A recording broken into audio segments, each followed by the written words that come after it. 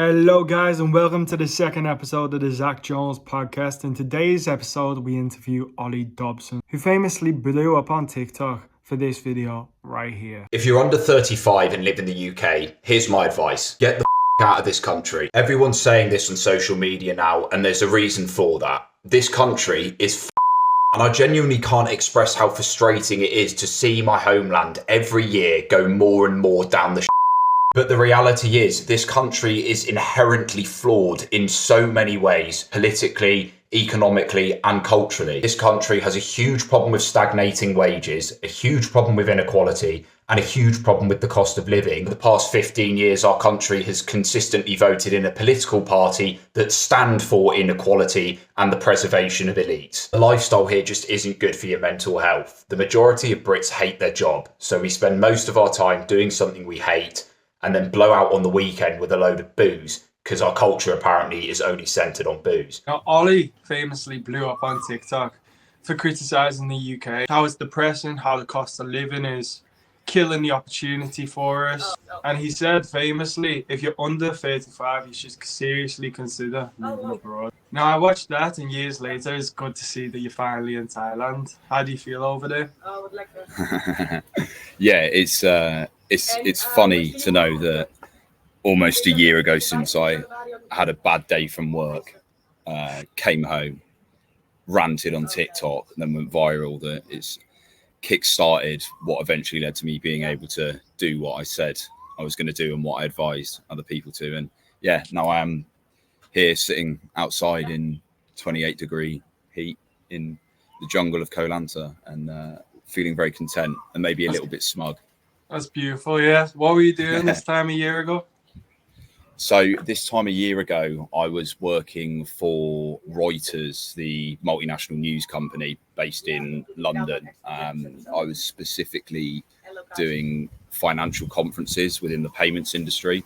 So that job's basically a project management role, but it was very high pressure and the pay was fucking awful. Overworked, severely underpaid, and I was extremely disillusioned with it. So yeah, I was in a very moody state this time a year ago. And what's the plan now? Are you staying traveling for as long as you can? Yeah, I don't really have any intention of moving back to the UK, to be honest. We'll have to see how things pan out with this and the coaching business that I'm running, but ideally I'd like to stay out here in Southeast Asia and go back to Australia, do New Zealand, see other parts of the world too. But I think this part of the world is ideally where I'd like to base myself. Bro, that's amazing. What animal can I hear in the background there? Oh, that is a bird of some sort that I'm not sure. I need to speak to the Thais soon and ask them what it is. But yeah, it's one of those tropical birds. It's nice, it sounds absolutely amazing. I feel like I'm there now, but instead I'm in England. Bro, what's your lifestyle out there like? Yeah, so it's slower. In hot countries, generally you'll find the lifestyle is slower because you can't go fast. Maybe Dubai is an exception to that, but you know they're inside in aircon all the time. But yeah, it's chilled. You know, I wake up sort of late morning, go get an iced coffee from the local coffee shop, then record some content, do a little bit of admin, some sort of work, you know, a few hours work a day, train Muay Thai in the evening or go to the gym and then come back to my hostel, socialise, drink cold beers on the beach in the evening. Been a little bit too much partying at the moment because I've only just got out here. You got a good friendship group out there?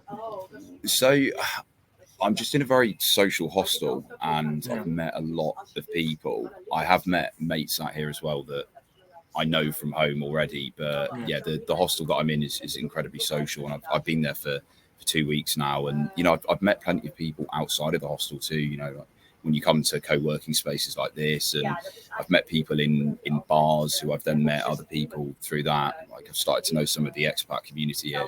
It's good, yeah. Yeah. So I was going to get into this later, but I'm thinking to get into it now. Sure. What is your favorite thing about the UK?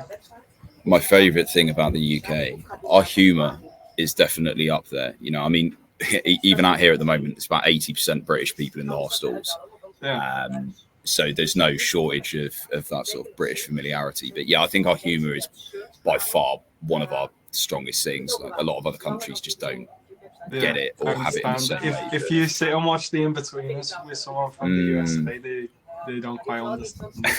Yeah, that was a really good answer, actually. What city are you from yourself? Yeah, so originally I grew up in Devon, in between Plymouth and Exeter.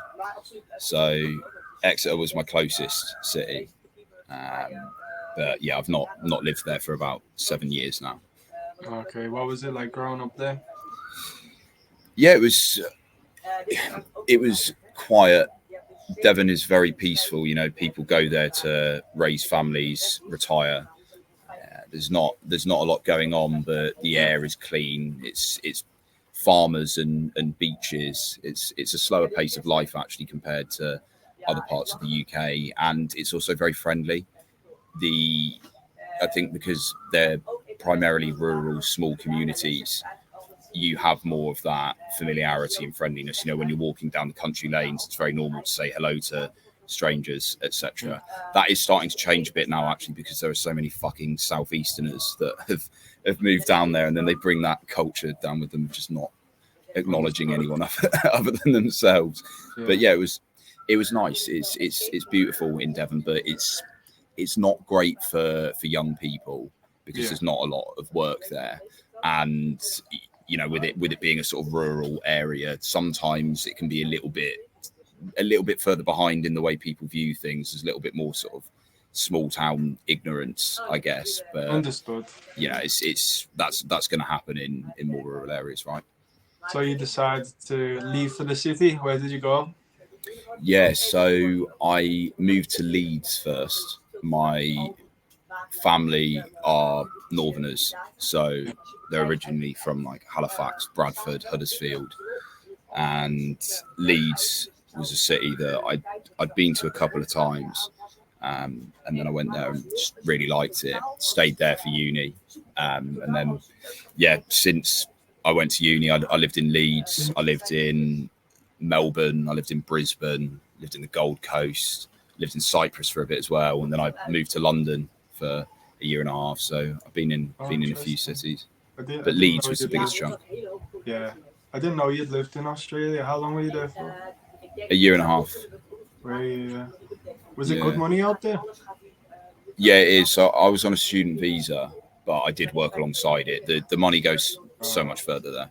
Your cost of living is slightly higher generally, but I mean, it can vary, but the wages are just way better.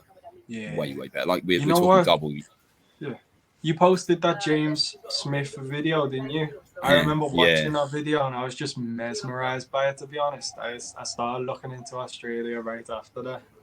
Yeah, a few people said that. You know, it's weird that video blew off the wall, actually. I didn't anticipate it. But yeah, I watched that video and I really related to what he was saying, because there are so many British people that go out to Australia and then they don't want to leave because they can see there is a better lifestyle to be had. You know, Oz is pretty similar to us in a lot of ways. Like they're a product of the British Empire. So there is a lot of cultural common ground, I guess, in that sense. But they just take life easier. They're not as judgmental. Yeah. The weather is so much better in most of the country, apart from Melbourne. Lots of little things like the coffee's great. It's a gorgeous country, right? And they go out there and it's like, yeah, okay, this could be better. And you can see that with James Smith. He's been trying to move out there for years on end, and it's difficult to get there as a self-employed person. You have to be earning a lot of money. But you could. I just, when I watched that video, I was like, I really relate to this because I went through the same thing, and so I want to share this with other people and encourage them to go out there too.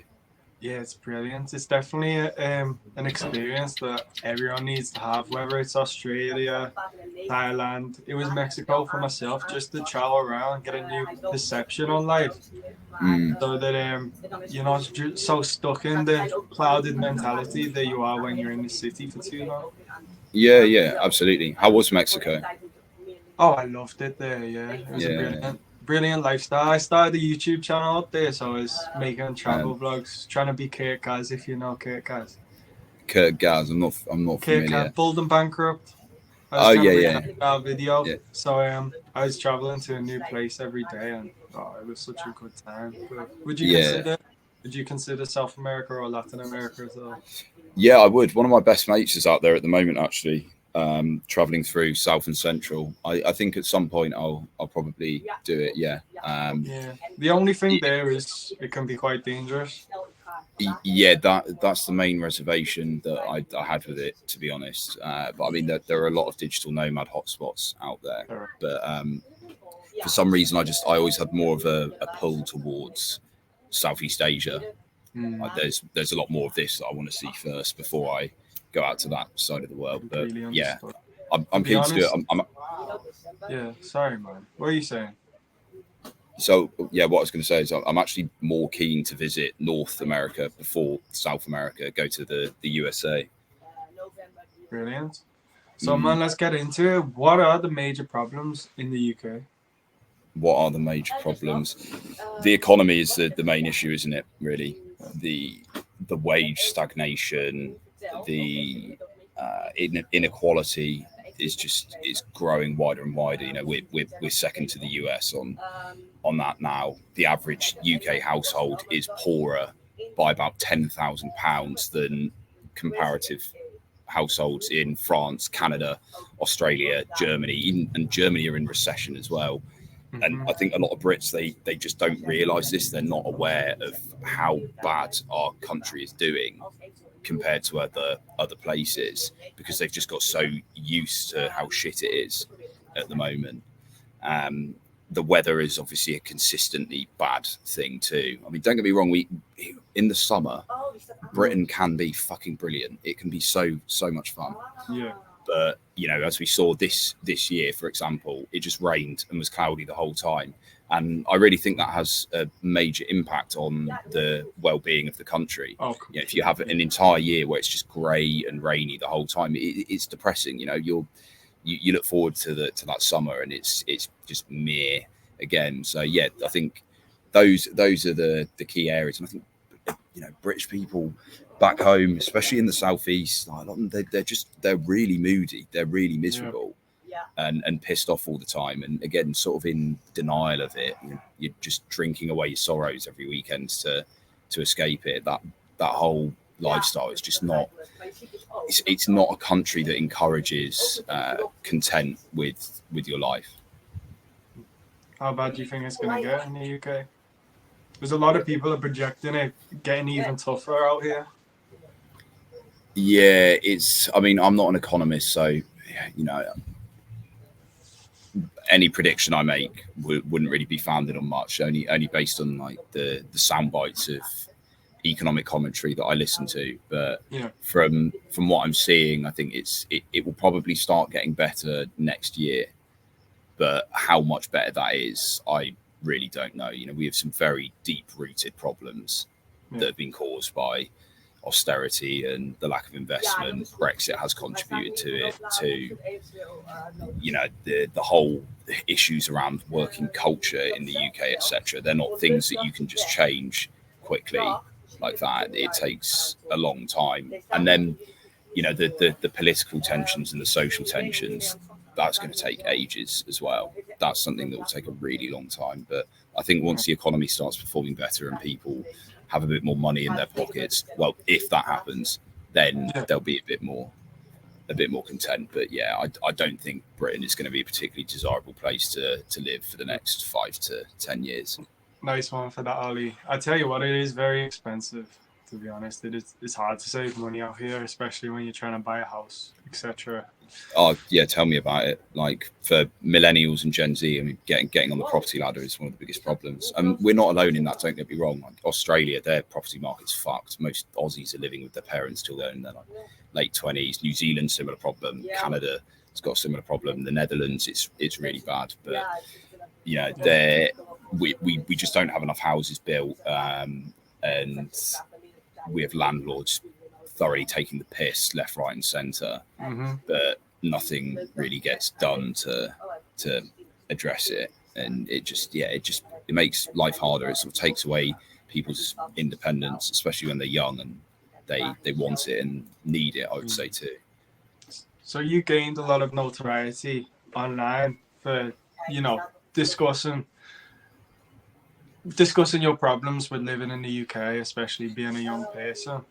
Now, do you feel like that's come with a lot of misconceptions about your personal character? Do you think people misunderstand you?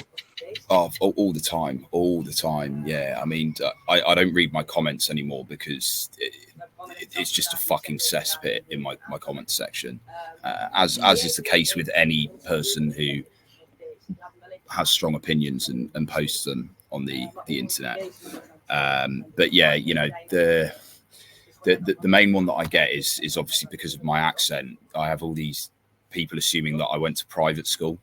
They think that I'm posh or rich, and it's like I grew up in a low income household. My parents were literally on like tax support growing up. I earn more than my parents do combined. Like I had the full student loan for university. I had low income bursaries, everything. But a lot of people have this assumption that if you know how to speak properly, or I say that if you speak with a middle class accent, an educated accent, they make the automatic assumption that you come from wealth. And you know, I've said this so many times. Like I went to a fucking state school. Like my university grades lowered. This, and this, but they just won't buy it because people want to paint a character that they can then attack. You know, it's like a straw man. It's like British people are so class conscious that it's he's just a posh twat. You know, if he's posh, therefore his opinion doesn't matter. So I think that's the biggest misconception. And then the other one that I get all the time is people calling me a Tory, and it's just like, well, I'm not. Like I've spent like most of my time on TikTok criticizing that party, but because I criticize the left as well, then like, Tory. So I think those are the two. When I first started watching you, I was like, lefty, and then I saw one video, I'm like, oh, righty. I don't.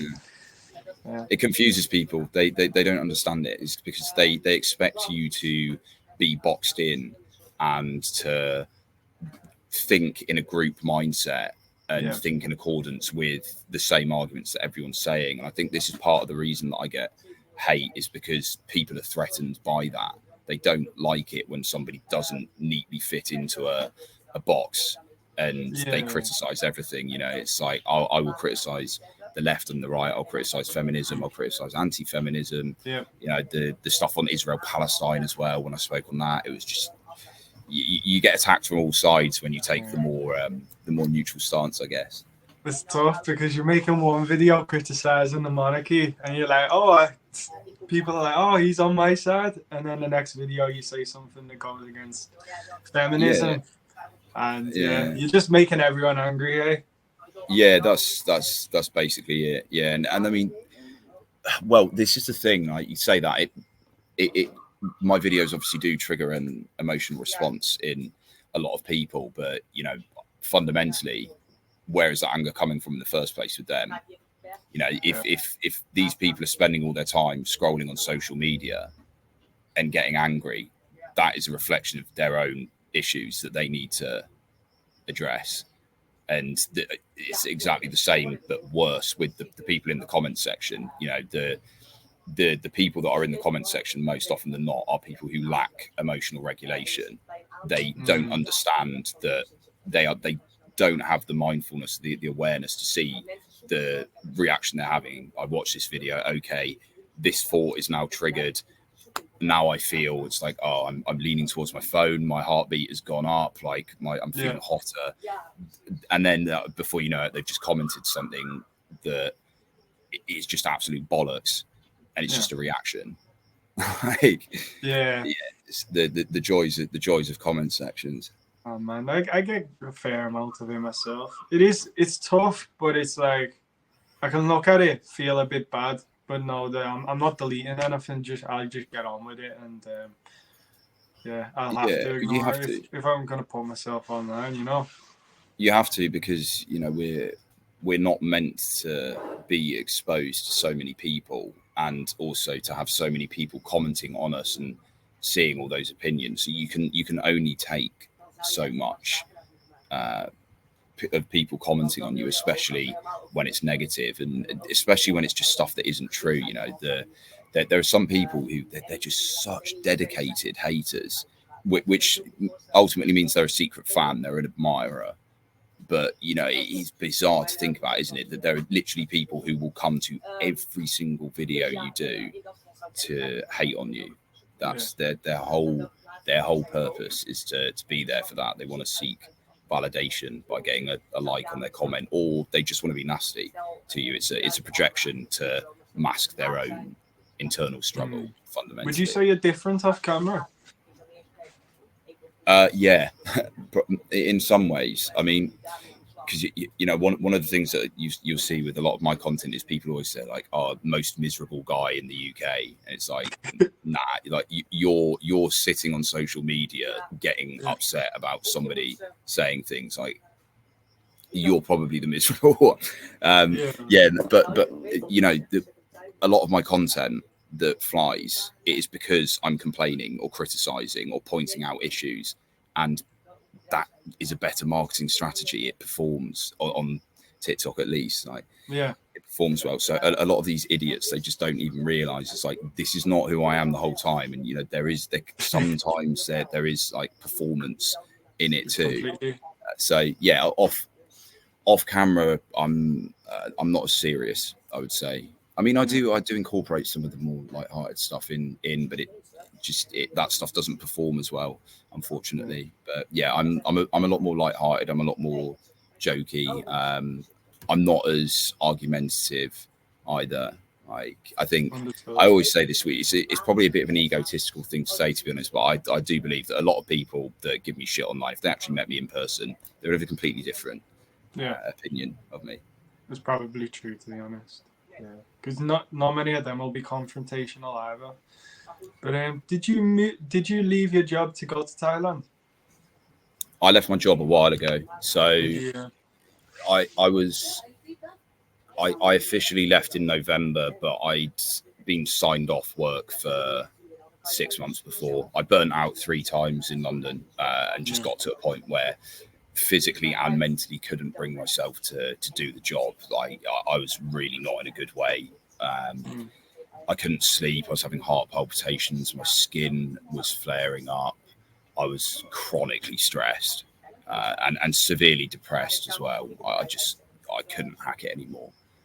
So yeah, I had 6 months off work and got paid for it for 3 months, and then ended up getting half pay. And then eventually TikTok started building up, and when my pay stopped, I then was able to just be like, okay, I'm going to take the risk now, and it paid off. At least for the first few months, it paid off. Congratulations on that. Now that you probably have a bit of time on your hands, do you find yourself more lazy?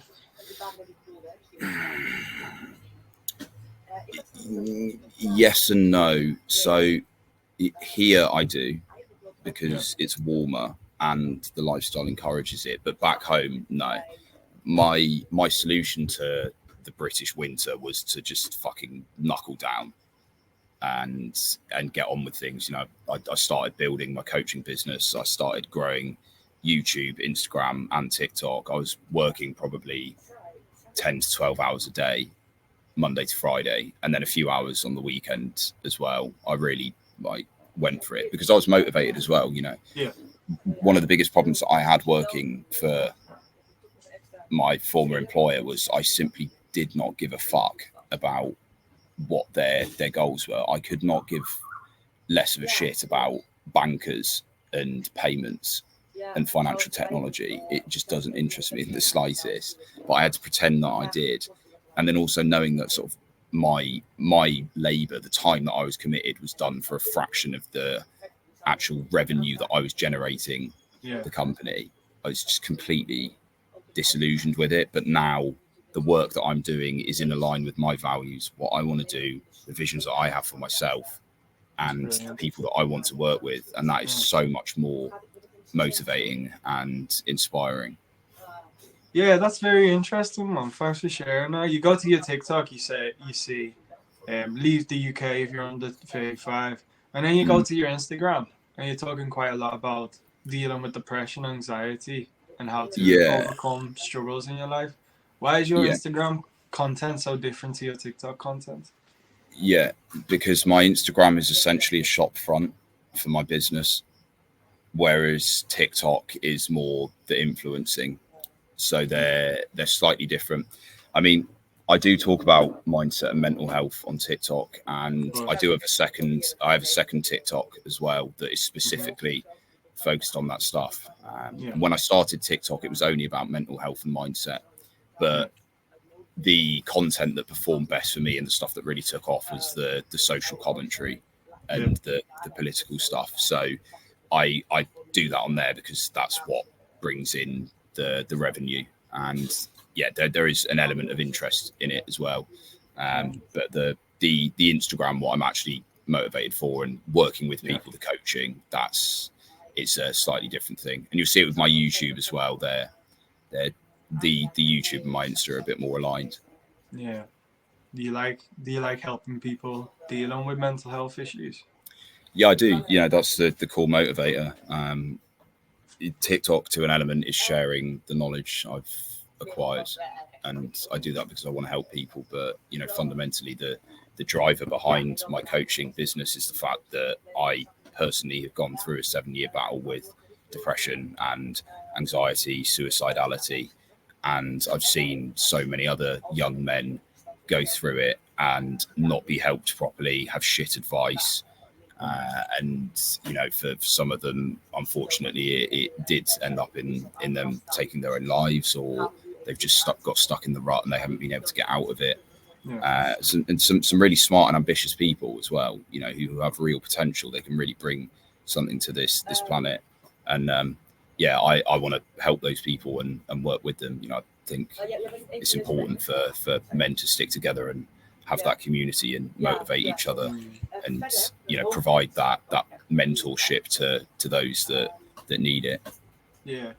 You see two kind of ideas proposed for especially men dealing with mental health. The Yeah. first idea is, um, get up, you're a man, handle it, Mm, make something of yourself, accomplish things, and you'll end up feeling a lot better. yeah. Be tough on yourself, to be honest. Like, a lot of people think the way to deal with mental health is to man up, and then on the other spectrum, the other idea is to, it's okay to feel sad, um, Mm, feel emotionality, and have a deep look inside of yourself to see where the negative emotions are coming from. yeah. Um, Yeah. Two different ideas. I'm hearing both sides. I'm thinking both of them seem valid to an extent. Yeah. I relate to them both, and I hear out both sides. What's your personal opinion on that? What is the Yeah. correct way to deal with your mental health as a man? So I'm in the same boat as you on that. There is an element of truth to both. The problem is if you follow either of those sides to their extreme, they can be counterproductive. So, Mm, for example, if you follow the philosophy that you just need to man up, you need to take personal responsibility, for some men that will lead to them being in denial. It will lead yeah, to emotional repression, pretending that they don't have a problem. They won't speak out. They won't seek help. It can be as harmful. And then on the other side, you have the sort of you need to be vulnerable. You need to be open and expressive. What that side can do is it can lead to a victim mindset where people have too much of an external locus of control. So they believe that their life is completely dictated by forces beyond them and they can't do mhm, anything about it. And that just leads to self-pity, and that reinforces the depression even more. You know,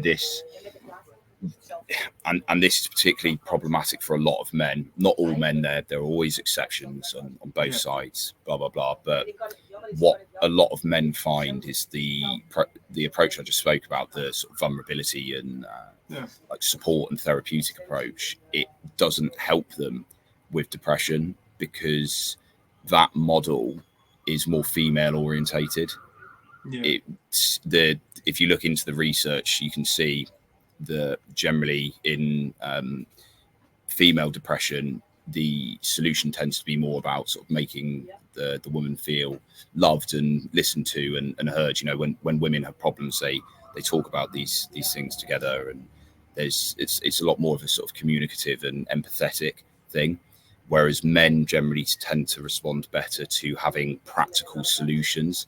This is why things like the man sheds have been very effective at treating male depression, because for these guys, they feel purposeless, but then you give them, you know, a car engine to fix, and that gives them purpose and reward because it's something that they're working on and they can see the results, and that makes them feel empowered. And they do chat as well as part of it. You know, it's a bunch of blokes fixing shit and talking together. The community is still part of it, but the key to much of male depression is to give the guy purpose again and to feel empowered rather than vulnerable, because when they're too vulnerable, and they often just end up feeling more self-pity, and that can then lead to suicide because it's like, oh well, I've gone through therapy and it didn't work, I'm fucked, I'm never going to get any better. Man, I think that's a fantastic answer. Yeah, I think you hit the nail on the head, to be honest. Yeah, it's an interesting one. There are better experts to speak about this. Like there's a psychiatrist called Adam Lane. I think it's Adam Lane Smith. He's written about it a lot, and like Richard Reeves, he's spoken a lot about the issues men are facing today, and it's a very sort of neutral and academic way of looking at it, because this whole area gets very politicized. You know, the sort of man up side is like what Tate is advocating for, but then the whole toxic masculinity bullshit tends to come from the left. So it's important to try and listen to some people on this who are really sort of taking a step back from that and being like, okay, you can see the pros and cons of both. Yeah. See, when I was around the age of 19, I'm 26 now. Yeah. I wouldn't go as far to say I was depressed, but I was a little less satisfied with life. I was overweight, you know.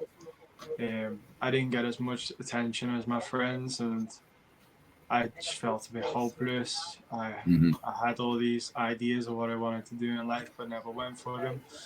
And what helped me get over that was, to be honest, watching a lot of masculine YouTubers who gave me kind of like tough advice. But I can understand that if it's too intense and it gets you too emotional, then you're gonna go and run with it too far the wrong way.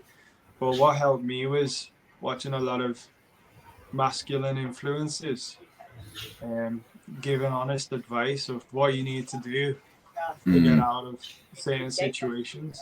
And, that's definitely what helped myself. Do you think a lot of feminists and women don't understand that actually might be a big part to play with helping men? I do think so. Yeah. I think there's been a real attack on masculinity over the last 5 or 6 years, which has led to the emergence of these just awful terms like toxic masculinity. You know, this idea that there is a form of male gender existence that is inherently bad because it is male, and they'll claim that it's not. They'll say it's like, oh yeah, no, but there's positive masculinity and there's toxic, and it's like, no, it's like the data shows that these terms are more harmful than they are good. Men who believe in terms such as toxic masculinity have been statistically proven to have higher rates of depression, anxiety, etc.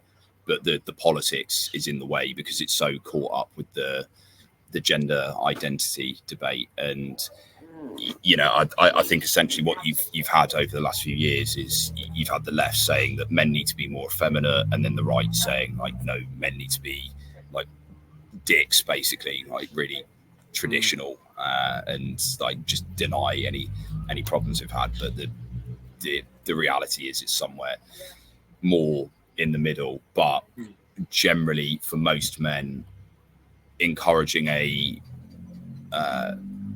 positive belief in one's masculinity and embracing traditionally masculine things like having your testosterone levels higher, working out, learning to fight, building things, being strong, being courageous, being a leader. These things are very clearly good for a lot of men in rebuilding their self-esteem and feeling good in themselves. And I think we are starting to move towards that again now. Actually, I think there's a lot of people. They have. I think a lot of young men are fucking sick of being told that they're bad for being men. When then there are obviously some bad men, as there are bad women too. I think a lot of people have really got fed up of being lumped in as one homogenous block, as that gender, and they're actually starting to say, no, I am going to embrace my masculinity. And also a lot of women like it too. It's, you know, this is one of the things, if you listen to people like Chris Williamson and the guests that he get on, it's shown. Being masculine tends to be more attractive. Being a dick isn't attractive, but being a man and also being emotionally intelligent and able to communicate, etc., that's the way to go, right? Well, I can imagine women wanting someone they can rely on. Yeah, absolutely. So, a protector. Yeah. For the biggest indicator that someone is reliable is they can rely on themselves, you know. But what advice do you have for the men who keep telling themselves they're going to take action, keep telling themselves, hey, I'm going to go for a run tomorrow, I'm going to start the gym again, I'm going to start my business, I'm going to pick up another job, but they keep procrastinating on it? What is the way to get out of that mindset of keep telling yourself you're going to do something and you don't? So I'm going to give a piece of advice here that many people would peddle. It's not unique in the slightest, but it's, if you're going to tell yourself to do something, just fucking do it now. Stop telling yourself that you're going to do it tomorrow, because you won't.